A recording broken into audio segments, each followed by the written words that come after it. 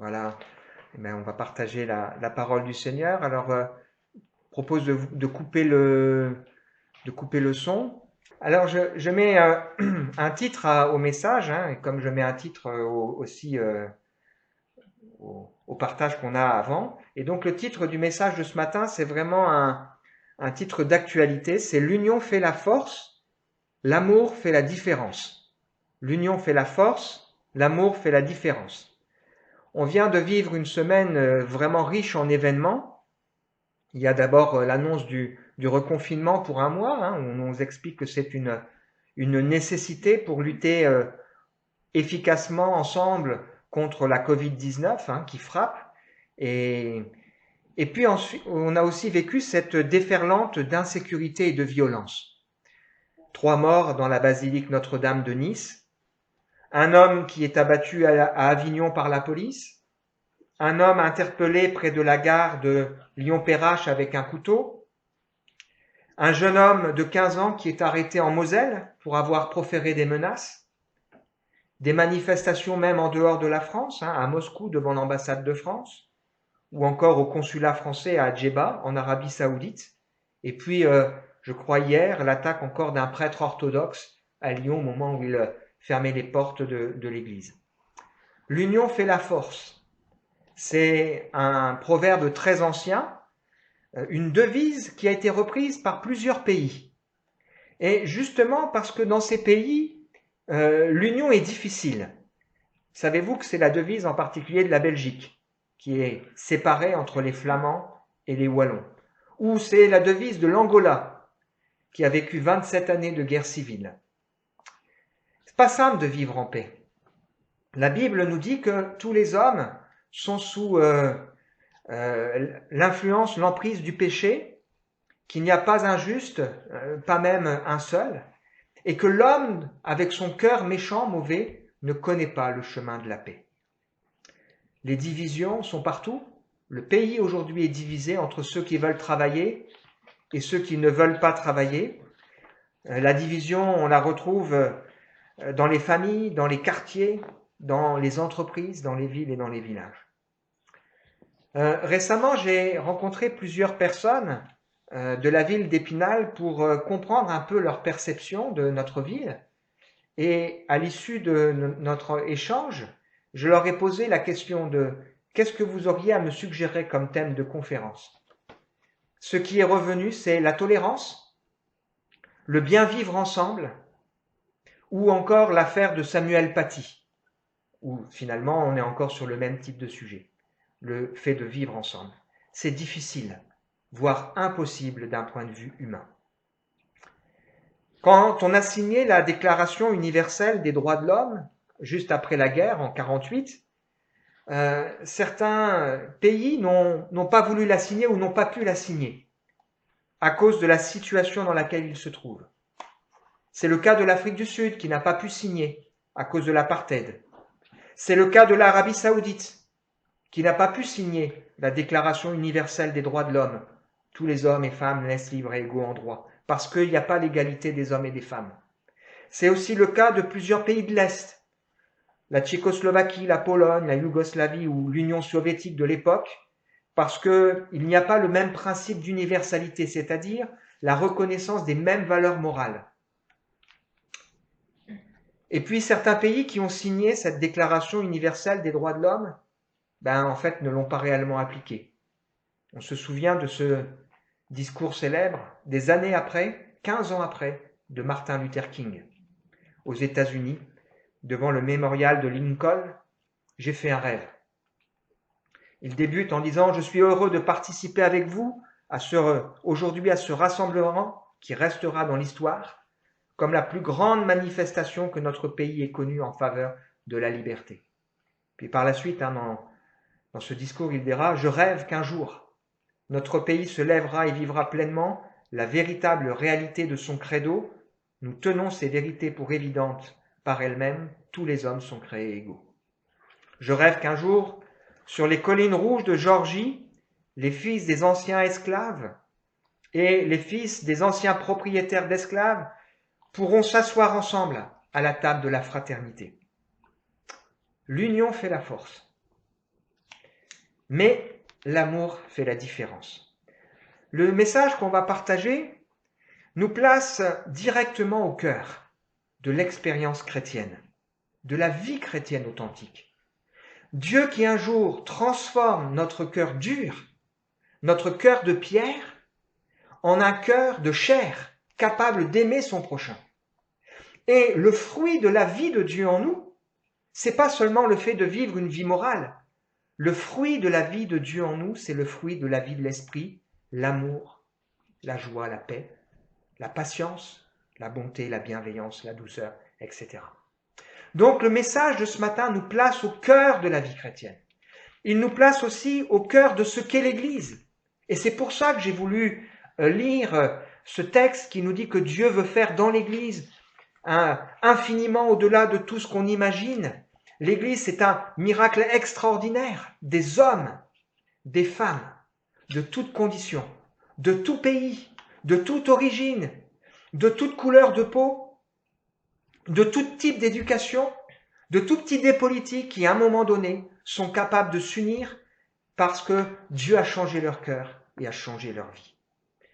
La sagesse infiniment variée de Dieu se révèle à travers l'Église. Et j'espère que nous comprenons et que nous mesurons à quel point, dans le cœur de Dieu, l'Église est importante. La Bible nous dit que Jésus est mort pour que nous puissions être sauvés, mais elle nous dit que Christ est mort parce qu'il a aimé l'Église, au point de donner sa vie pour elle. Ce qui nous unit, ce n'est pas simplement une cause commune, comme on pourrait trouver dans un club ou dans un parti. Ce n'est pas une idéologie commune. Ce n'est pas une expérience commune, même si c'est vrai, nous avons vécu la même expérience. Ce qui nous unit, c'est bien plus fort. Nous avons lu ce texte d'Éphésiens qui nous dit que nous sommes unis parce que le Saint-Esprit de Dieu nous réunit. Et la base de notre unité, c'est que nous formons un même corps. Chacun différent, comme les membres d'un corps, chacun complémentaire et chacun utile. Nous avons reçu un même esprit qui nous unit par le lien de la paix. Nous avons une seule espérance. Nous avons un seul Seigneur. C'est lui la tête de l'Église. Nous avons une seule foi. Il n'y a pas la foi de Peter ou de Jennifer ou de Youssef ou de Lisa qui vient d'Ukraine ou de Raphaël. Mais il y a une seule foi, un seul baptême, un seul Dieu et Père de tous, au-dessus de tous, parmi tous et en tous. On va lire ensemble simplement 4 versets et puis on va tirer de ces 4 versets pour nous ce matin autour de ce thème, l'union fait la force mais l'amour fait la différence. Nous allons tirer simplement 3 leçons pour nos vies. Toujours dans la découverte de cette prière particulière de Jésus qu'il formule juste avant de s'offrir sur la croix. Je relis un des versets que nous avons médité la semaine dernière. Je ne prie pas pour eux seulement, c'est-à-dire mes disciples actuels, mais encore pour ceux qui croiront en moi à travers leurs paroles, afin que tous soient un, comme toi, Père, tu es en moi et comme je suis en toi, afin que eux aussi soient un en nous, pour que le monde croie que tu m'as envoyé. Je leur ai donné la gloire que tu m'as donnée, afin qu'ils soient un comme nous sommes un. Moi en eux et toi en moi, afin qu'ils soient parfaitement un, et qu'ainsi le monde reconnaisse que tu m'as envoyé et que tu les as aimés comme tu m'as aimé. Alors je vais enlever le partage. Voilà, normalement vous me voyez à nouveau. Donc à travers ces quelques versets, on va tirer juste 3 leçons. En rapport avec l'union qui fait la force et l'amour qui fait la différence. La première leçon que nous dit ce texte, c'est que l'unité de l'Église révèle Jésus. L'unité de l'Église révèle Jésus. La semaine dernière, on avait partagé ce sujet, un appel de Dieu, qui enverrai-je ? On avait souligné que l'Évangile, c'est la réponse, la seule réponse possible pour notre monde en détresse, pour les cœurs et pour les vies. Et que le préalable pour pouvoir partager, et ça c'est déjà de l'avoir vécu et de le croire. Est-ce que oui ou non, je crois que l'Évangile c'est la réponse? Est-ce que je le sais? Est-ce que je le crois? Et est-ce que je le vis? Et puis on a vu ensemble ce qui nous a permis d'évoquer aussi le projet de l'Église, une Église au cœur de la ville. On a vu ensemble que dans l'idée du témoignage, il y a le témoignage individuel et le témoignage collectif. L'Église est appelée à rayonner. C'est-à-dire que les gens sont appelés à nous voir vivre et à découvrir à la fois la lumière, mais aussi la chaleur. Il faut que les gens qui nous voient puissent se dire, mais ces gens-là, ils vivent une unité particulière. C'est vrai que souvent, quand des personnes viennent pour la première fois ou les premières fois à l'église, ils sont touchés en se disant, mais les chrétiens ici se connaissent. Ils se côtoient en dehors, ils prennent des nouvelles les uns des autres. Le pasteur connaît les gens. Ils sont aussi surpris de voir qu'on est capable de s'entraider, d'aider pour un déménagement ou d'aller visiter quelqu'un à l'hôpital, parce qu'il y a quelque chose de fort, une unité qui est basée sur l'amour. L'Église est appelée à rayonner, l'Église est appelée à agir, à être une bénédiction pour le monde. Elle est appelée à être un lieu où on proclame le message de l'Évangile. Et puis, nous sommes appelés les uns et les autres aussi à rendre témoignage à travers des conversations. Simplement pouvoir dire ce que nous vivons et inviter les gens à le découvrir par eux-mêmes. L'unité est un miracle que seul le Saint-Esprit peut faire, le miracle de l'œuvre de Dieu en nous. L'Église, des gens transformés, qui s'aiment et qui aiment les autres. Parce que l'Église n'est pas appelée à être repliée sur elle-même. Ça, ce sont les sectes.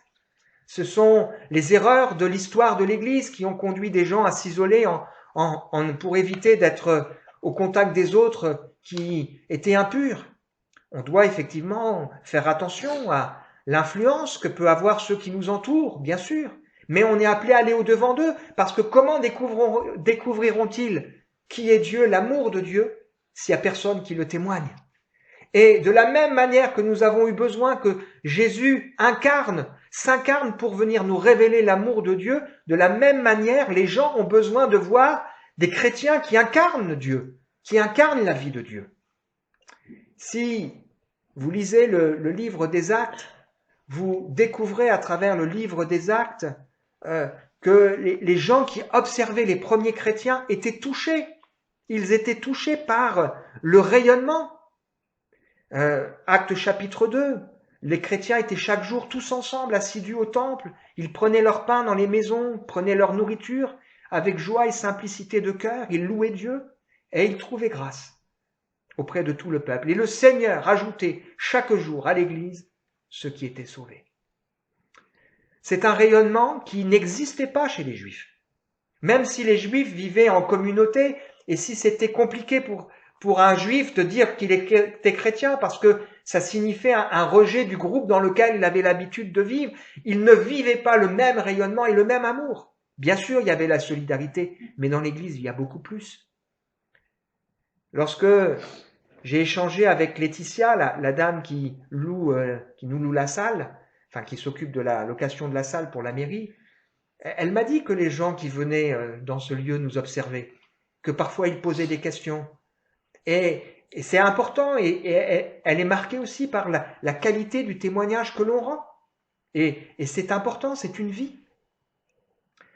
Voilà pourquoi le Seigneur est aussi si sévère avec celui ou celle qui cause des divisions dans l'Église. Tite, chapitre 2, éloigne de toi, après un premier et un second avertissement, celui qui provoque des divisions. Un homme de cette espèce est perverti. Il pêche en se condamnant lui-même.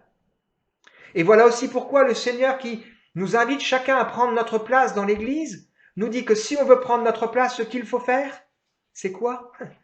C'est rechercher l'amour, la voie par excellence. L'amour qui est patient, l'amour qui ne soupçonne pas le mal, l'amour, etc. Que vous connaissez ce texte qui est même devenu célèbre. On peut avoir les meilleurs chanteurs, et on est heureux d'avoir Lisa qui nous accompagne. On peut avoir le meilleur prédicateur, la plus belle de toutes les salles. On peut avoir le meilleur contexte qui soit, ou les meilleurs arguments.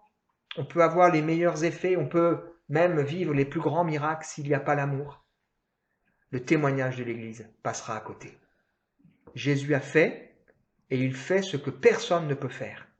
Il transforme les cœurs pour unir les gens.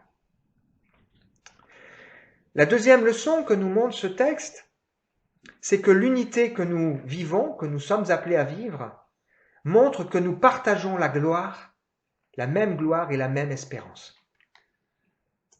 Le but de Dieu n'est pas seulement de faire de nous des gens qui vont échapper à l'enfer ou aux conséquences du mal. C'est pas seulement de faire de nous des gens qui avons une vie plus morale. La Bible nous dit que Dieu nous a donné son royaume. Il nous destine à vivre et à partager sa gloire, à vivre pour sa gloire et à partager sa gloire. Et ce qui caractérise un croyant authentique, c'est cette espérance. Un jour, je sais que mes yeux verront Dieu. Aujourd'hui, je ne peux pas le voir pleinement, à cause du péché qui est encore en moi. Et mon espérance, c'est qu'un jour, ce qui fait obstacle encore à cette pleine révélation, le péché, disparaîtra. Et le ciel, c'est ça. C'est un lieu où il n'y a plus le péché et où on peut vivre pleinement la communion avec Dieu. Et donc, quand la Bible décrit ce qu'est le ciel, elle nous dit, ben voilà, il n'y aura plus de deuil, plus de pleurs, plus de cris. Dieu essuiera les larmes de nos yeux. Il n'y aura plus la mort. Il n'y aura plus toutes ces choses qui s'abîment, nos corps qui sont détruits, meurtris. Il n'y aura plus les divisions, mais il y aura l'amour, la joie et la paix. Nous avons une espérance extraordinaire. Et nous vivons en espérance, l'espérance de la gloire de Dieu.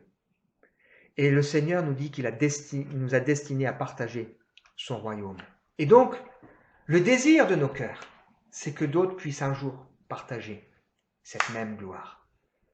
La plus belle, la plus grande, la plus noble de toutes les causes. Partager la gloire de Dieu.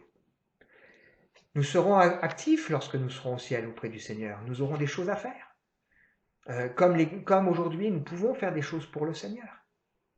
L'unité est un témoignage extraordinaire de vie transformée qui révèle Jésus, le seul qui peut faire ça.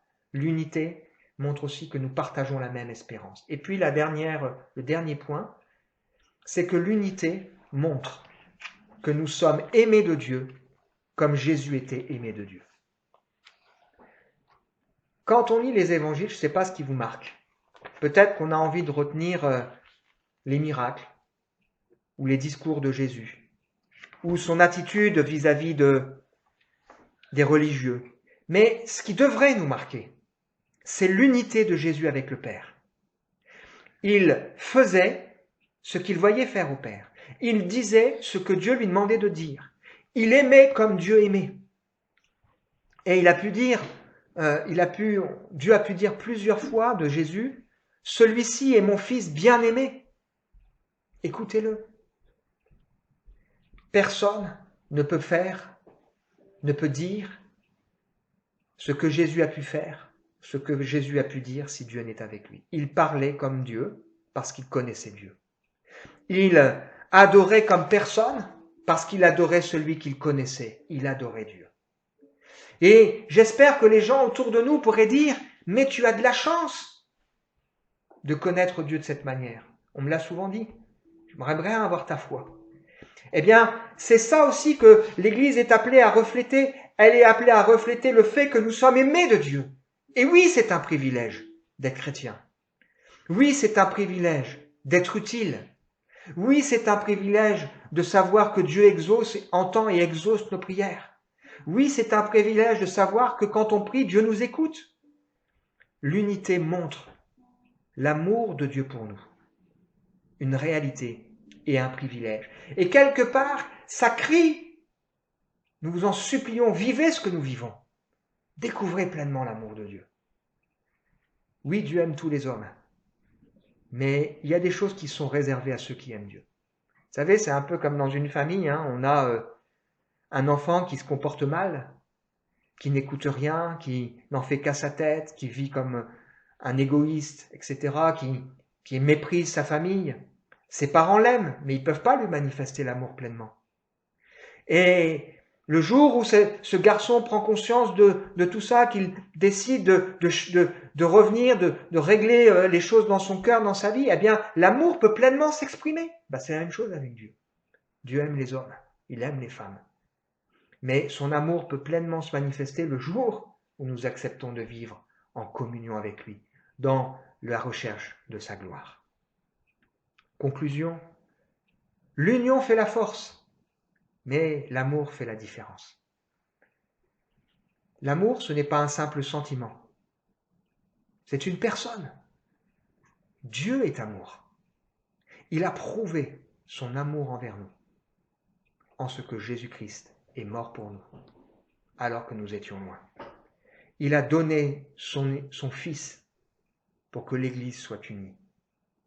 Il a donné l'Église pour que les hommes autour de nous découvrent Jésus, découvrent notre espérance et découvrent l'amour de Dieu. Ma prière, c'est que chacun ce matin puisse se dire « Je veux en être. Je veux faire partie de ce merveilleux projet. » Un pays divisé ne peut résister. Que le Seigneur nous vienne en aide et qu'il nous bénisse. Qu'il nous aide à vivre cette unité par le Saint-Esprit et à tout faire pour que autour de nous, les gens puissent partager notre espérance et notre Sauveur. Amen. On va prier. Seigneur, on se place devant toi ce matin.